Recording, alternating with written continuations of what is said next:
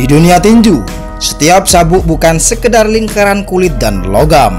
Itu adalah lambang kekuasaan dan bukti bahwa satu manusia pernah menjadi raja di atas penderitaan orang lain. Namun di kelas super welterweight, sabuk-sabuk itu tak pernah tinggal lama di satu pinggang. Mereka berpindah seperti mahkota yang tak pernah tenang, dari satu tangan ke tangan lain, dari satu generasi ke generasi berikutnya.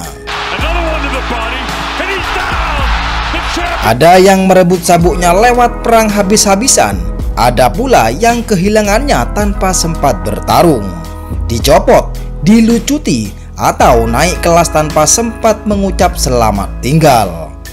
Inilah kisah panjang perebutan tahta yang tak pernah aman, di mana setiap sabuk membawa kisah kemuliaan, kejatuhan, dan dendam yang tak pernah benar-benar padam.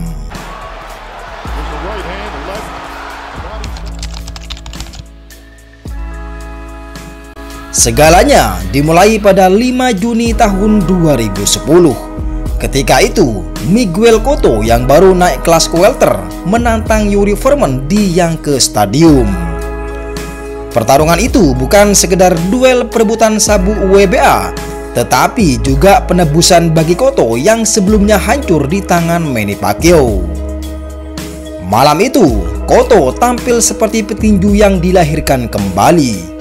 Foreman yang tangguh akhirnya tumbang di ronde ke-9 akibat rentetan pukulan keras. Cotto pun resmi menjadi juara dunia di 3 divisi. Namun masa pemerintahannya tak bertahan lama. Pada 3 Desember 2011, dia menghadapi Antonio Margarito dalam laga balas dendam dan dia menang TKO di ronde ke-10. Tapi kemudian pada 12 Mei 2012, tahta itu direbut oleh Floyd Mayweather Jr. Meski kalah, Cotto adalah juara WBA terakhir yang memberi perlawanan sejati kepada Money Mayweather di kelas 154. Floyd Mayweather Jr. menjadi WBA Super Champion setelah mengalahkan Cotto. Dia mempertahankan gelar itu melawan Canelo Alvarez pada 14 September tahun 2013. Dalam duel unifikasi WBA dan WBC yang menjadi tonggak era modern super welter. Waktu itu Canelo kalah telak dan sabuk WBA tetap di genggaman Floyd Mayweather.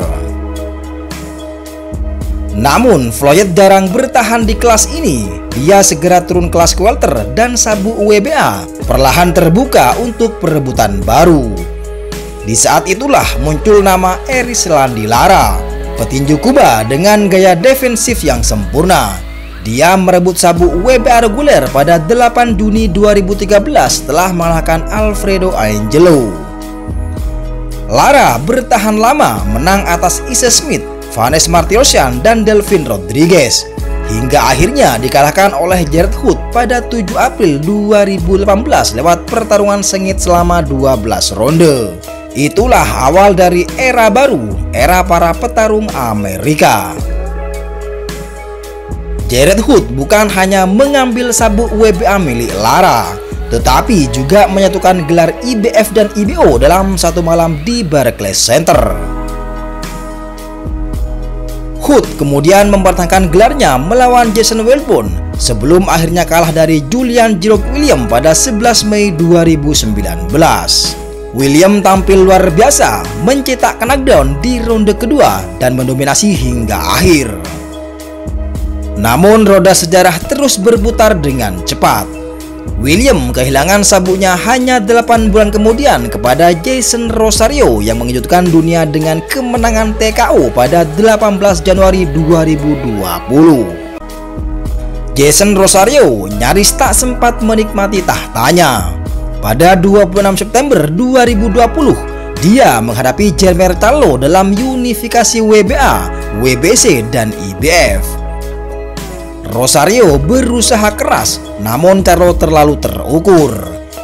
Di ronde ke-8, Charlo mendaratkan jab ke tubuh yang membuat Rosario kejang di kanvas, sebuah knockdown yang tak akan dilupakan oleh penonton. Charlo pun menjadi juara 3 sabuk dunia sekaligus dan akhirnya menyatukan sabuk WBO 2 tahun kemudian menjadi Undisputed Champion di 154 lbs. Namun kekuasaan itu juga tidak abadi.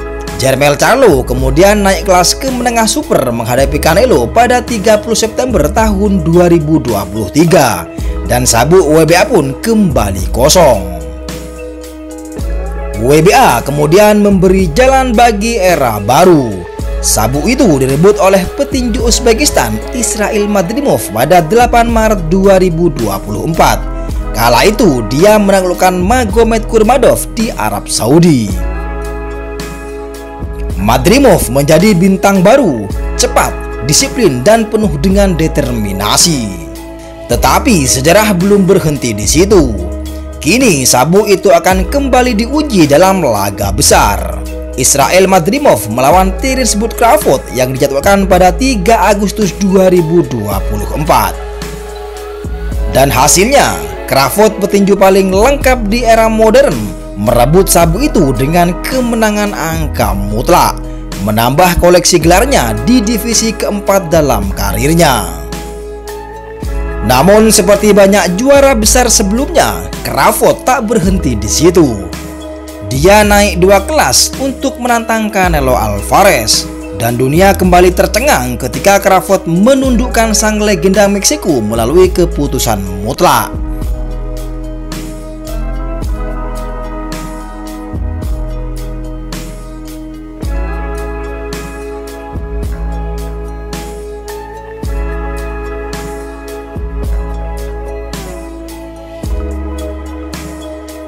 Setiap era melahirkan juaranya sendiri, tapi sabuk WBA seolah selalu punya cara untuk menguji siapa yang benar-benar layak disebut raja di tanah 154 pon.